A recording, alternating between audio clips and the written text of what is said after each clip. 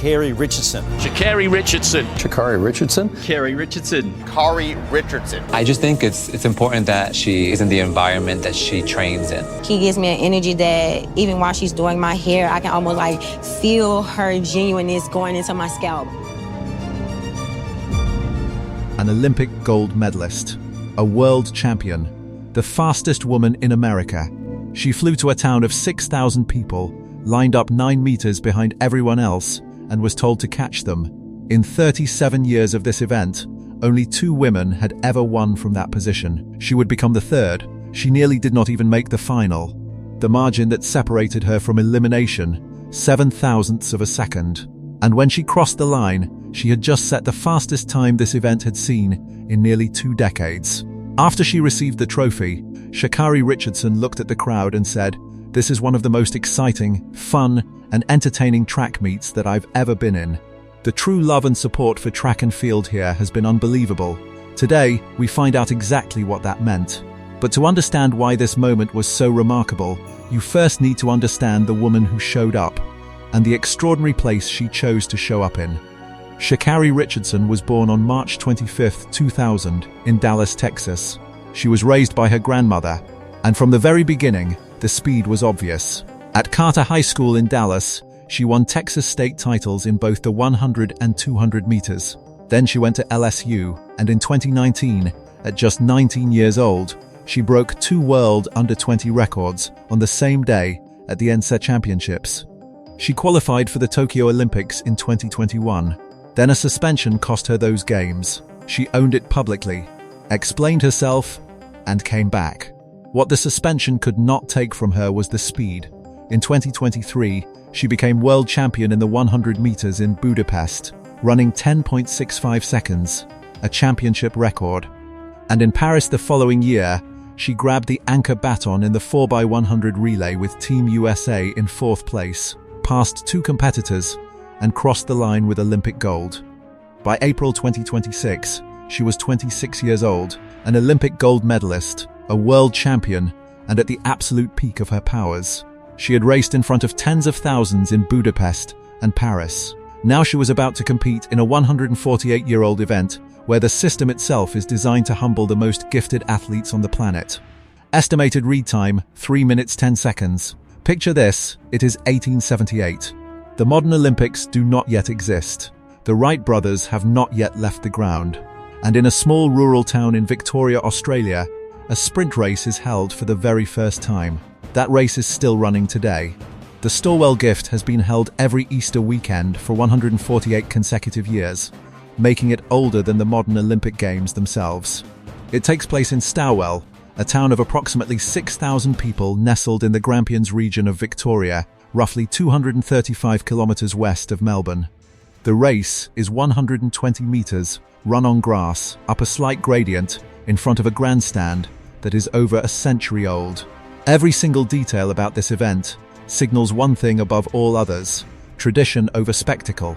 But here is the part that makes the Stawell Gift unlike anything else in the sport of sprinting. Every runner in the field starts from a different position. This is what they call the handicap system, and once you understand it, you understand why winning it is so extraordinary. Organizers study each runner's previous performances and assign them a starting mark. A slower or less experienced runner might start 8, 9, even 10 meters closer to the finish line. A more competitive club runner might start 4 or 5 meters up. But an elite international sprinter, someone like a world champion or an Olympic medalist, starts from scratch. That means the very back of the track. 0 head start. None. The idea, in theory, is elegant. If the handicap is calculated perfectly, every single runner in the field should cross the finish line at the exact same moment. In practice, of course, someone always wins. But here is the thing, that someone is almost never the fastest person in the race. Think about that for a moment. You are one of the fastest human beings on the planet, and the system has deliberately placed everyone else in front of you. You are not just racing them, you are racing the gap. And the gap was designed specifically to be large enough that you should not be able to close it. That is why winning from scratch is so extraordinarily rare. Elite international sprinters travel to Stawell, stand at the back of that grass track, and leave humbled. The handicap has swallowed names far bigger than the town that hosts it. 148 years. Only 2 men have ever won from scratch. Just 2. The women's event has been running since 1989. Before Easter Monday 2026, the entire list of women who had ever won it from scratch read as follows: Melissa Breen in 2012 and Brie Rizzo just 1 year earlier in 2025. 2 names. 37 years. Sha'Carri Richardson was not thinking about becoming the 3rd. She was not thinking about history. She was thinking about racing. And that right there, Easter Saturday 2026, is exactly where our story truly begins. The heats arrived. And for the first time in her career, Richardson stepped onto a grass track with a 9-meter gap staring back at her. Estimated read time, 3 minutes 5 seconds. What happened next would reveal something about Sha'Carri Richardson that no Diamond League final ever could. Saturday's heats came first.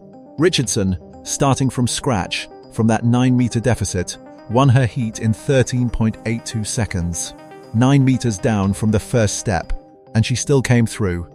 Her partner, former world 100 meters champion Christian Coleman, also advanced, winning his heat in 12.68 seconds.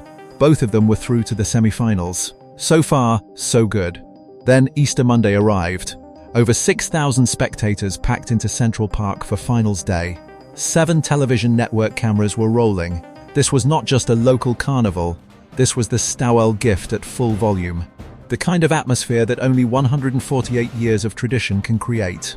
There was genuine electricity in the air, the kind you feel when a small town has been building toward a single day for an entire year. And then, Richardson nearly lost it all before the final even happened. In the women's semi-final, she came out hard. She was closing on the field exactly as needed. She was right where she needed to be. Meter by meter, she was eating into the lead. And then, in the final meters, she rose too early. Her body thought the race was over before the finish line agreed. She straightened up, stopped driving, and eased off. In that split second, local runner Hallie Martin surged. Martin very nearly took it. The 2 women hit the line almost simultaneously, and what followed was a photo finish.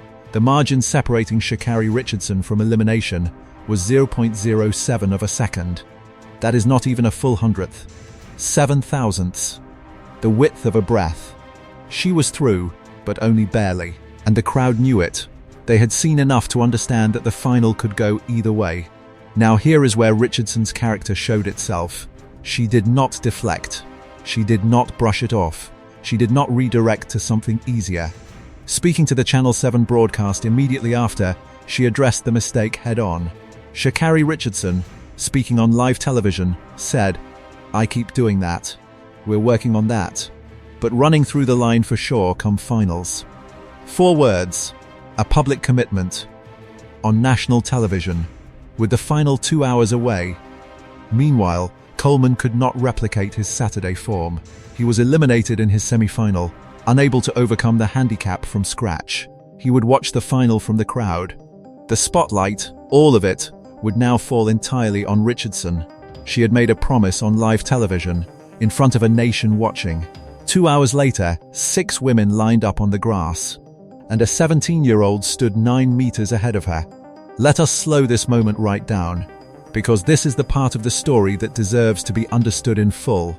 6 women stood on the start line of the 2026 PowerCore Women's Gift Final. The woman to beat was Charlotte Nielsen, 17 years old, representing the next generation of Australian sprinting. And Nielsen started 9 full meters ahead of Richardson in a race that was only 120 meters long. Now, 9 meters might not sound like much when you read it, but picture yourself standing on a track. The finish line is 120 meters away, and the person you need to beat is already standing 9 steps ahead of you before the starter has even raised the gun. In a sprint, 9 meters is not a gap, it is a wall. And then, before a single step had been taken, the final was delayed. Grace Crowe, the 17-year-old starting in the lane right next to Richardson, triggered a false start. Under the rules of the handicap, Crowe was moved back 1 meter, her mark shifting from 2.25 meters to 3.25 meters. That small adjustment gave Richardson one slightly closer target to hunt down. That thought is worth carrying with you long after this video ends. If this story made you see just how rare greatness really is, consider subscribing to Geo Insight. There is a great deal more to explore, and we will be right there with every chapter of her 2026 season. And if this one surprised you, share it, because that is exactly the kind of story that deserves to be seen.